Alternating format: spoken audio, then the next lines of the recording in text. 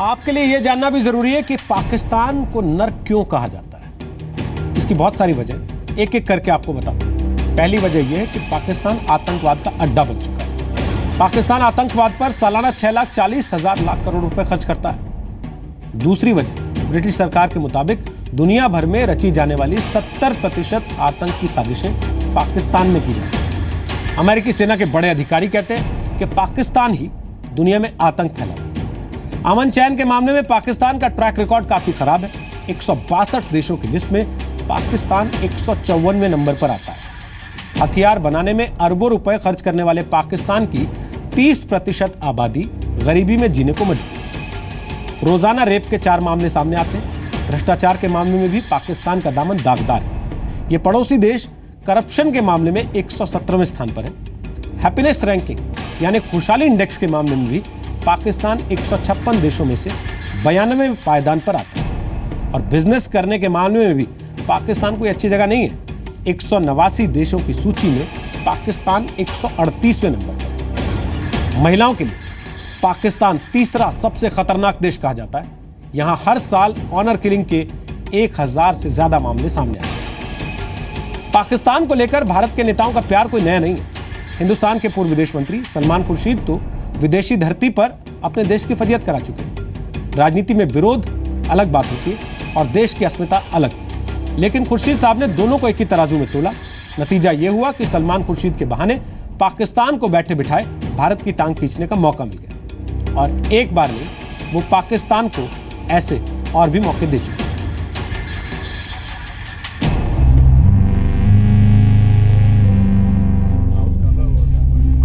वो खाते यहां की हैं, गाते वहां की हैं। सलमान खुर्शीद को भी पाकिस्तान पसंद है। चलिए अब आपको पाकिस्तान प्रेमी गैंग के एक और सूरमा से मिलवाते हैं। सलमान खुर्शीद को तो जानते ही होंगे आप। देश के विदेश मंत्री रह चुके हैं सलमान खुर्शीद। राम्या की तरह इन्हें भी पाकिस्तान प्यारा लगता है। जब लाल किले की प्राचीर से प्रधानमंत्री नरेंद्र मोदी ने पाकिस्तान के बलोच जख्म को कुरेदा तो सबसे ज्यादा मिर्ची सलमान खुर्शीद को लगी। पहले सुनिए प्रधानमंत्री मोदी ने 15 अगस्त को अपने भाषण में पाकिस्तान ऑक्युपाइड कश्मीर और बलूचिस्तान के लिए क्या कहा था।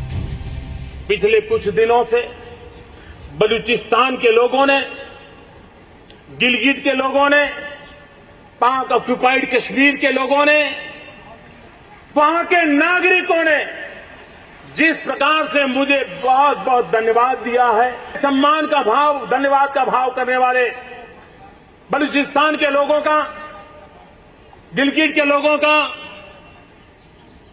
पाक के कब्जे वाले कश्मीर के लोगों का मैं आज तहे दिल से आभार व्यक्त करना चाहता हूं।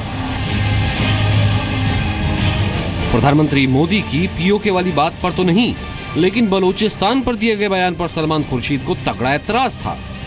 ऐतराज जताते हुए सलमान खुर्शीद ने मर्यादा का भी ख्याल नहीं रखा। क्या कहा, ये सुनिए। प्रधानमंत्री महोदय की आज का भाषण सुनकर मुझे दुख हुआ, और दुख इसलिए हुआ कि ये दिन पक्षपात का नहीं होता, ये दिन राजनीतिक विरोध का नहीं होता, ये दिन देश को जोड़ने का होता है।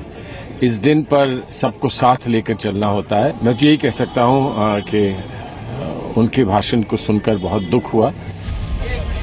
पाकिस्तान प्रेम में बहते हुए सलमान खुर्शीद इतना आगे निकल गए कि उन्हें यह भी ध्यान नहीं रहा कि पाकिस्तान को पाक साबित करने के चक्कर में वो लक्ष्मण रेखा लांघ गए हैं।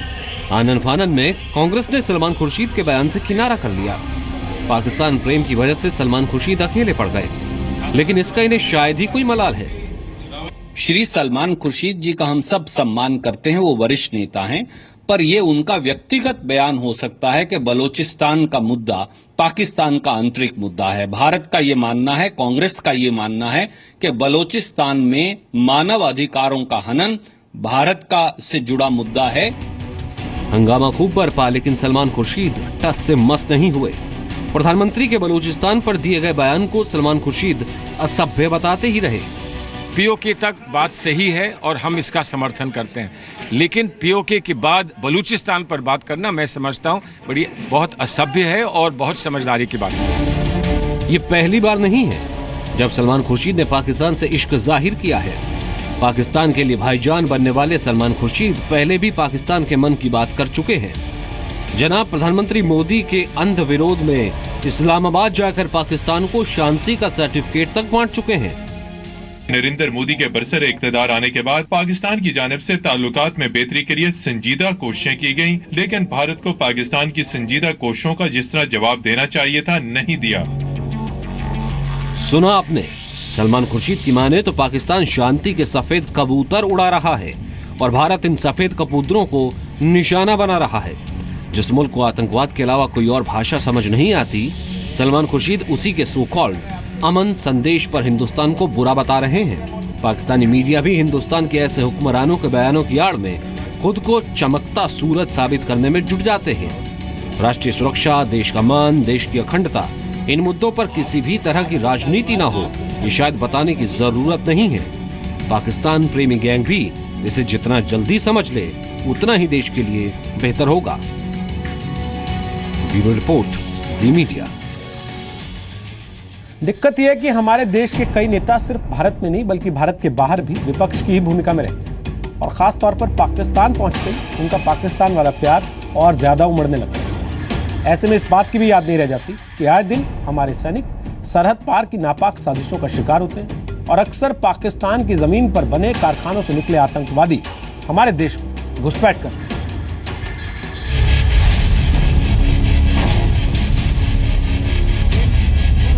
पाकिस्तान प्रेमी गैंग के एक और सदस्य से हम आपकी मुलाकात कराते हैं। यह है पाकिस्तान प्रेमी कांग्रेस नेता मणिशंकर अय्यर। मणिशंकर अय्यर पिछले साल पाकिस्तान तशरीफ ले गए थे। पाकिस्तान के न्यूज चैनल दुनिया न्यूज ने पाकिस्तान प्रेम वाले विचारों को जानने के लिए मणिशंकर अय्यर से बात की। बात भारत और पाकिस्तान के बीच बातचीत को लेकर उठी। भारत पाकिस्तान के रिश्तों पर बात छिड़ी और मणिशंकर अय्यर का पाकिस्तान प्रेम उभर कर सामने आ गया। ये तो लोग ये सवाल पूछ रहे थे, किसी ने सवाल आपसे उठाया कि आखिर मोदी साहब जिस लाइन को लेकर चलते हैं पॉलिटिक्स में, वो बिकती है, वो सेल होती है, उसकी एक पॉपुलैरिटी है। तो मोदी साहब अपने कोई कमजोर नहीं हो रहे इस वजह से, मोदी साहब स्ट्रांग हो रहे हैं, अपने बेस को मजबूत करते हैं। 8 तारीख को बिहार के नतीजे आने वाले हैं और आपको दोबारा अपना सवाल करना पड़ेगा। अच्छा जी, स्ट्रांग नहीं होते जा रहे हैं, स्ट्रांग नहीं होते जा रहे हैं कि इसको बंद करना है तो एक ही तरीका है कि भारत और पाकिस्तान के रिश्ते बेहतर हों। मणिशंकर अय्यर ने पाकिस्तान के गाने की जो शुरुआत की तो रुके ही नहीं। करगिल के गुनहगार परवेज मुशर्रफ को शांति का दूत साबित करने में कोई कसर नहीं छोड़ी। जिस परवेज मुशर्रफ के कारण करगिल में सेना के सैकड़ों जवान और अधिकारी शहीद हो गए, उसी परवेज मुशर्रफ के गुण गाते हैं मणिशंकर अय्यर। हमारे सामने एक मिसाल है कि जबकि प्रेसिडेंट मुशर्रफ जो फौज के आदमी थे और हमारे डॉक्टर मनमोहन सिंह थे, तब 3 साल जारी रही हमारी आपसी बातचीत। मणिशंकर साहब, अब जो जिस जगह पे आके खड़े हो गए हैं, स्टक हो गए हैं, अब इसमें से निकलने का क्या तरीका होगा? हमें ले आइए, इनको हटाइए। अच्छा, तो इनको तो आप ही हटा सकते नहीं है, तो इनको तो आप ही हटा सकते हैं। हाँ, हम हटाएंगे। मणिशंकर अय्यर पाकिस्तान के न्यूज चैनल में बैठकर अपने ही देश के प्रधानमंत्री को बुरा भला कहते हैं। पाकिस्तान में बैठकर भारत सरकार के प्रधानमंत्री को हटाने की बात करते हैं मणिशंकर अय्यर। तो इनको तो आप ही हटा सकते हैं। हाँ, हम हटाएंगे, लेकिन तब तक जरा आपको भी इंतजार करना होगा। हमें ले आइए, इनको हटाइए।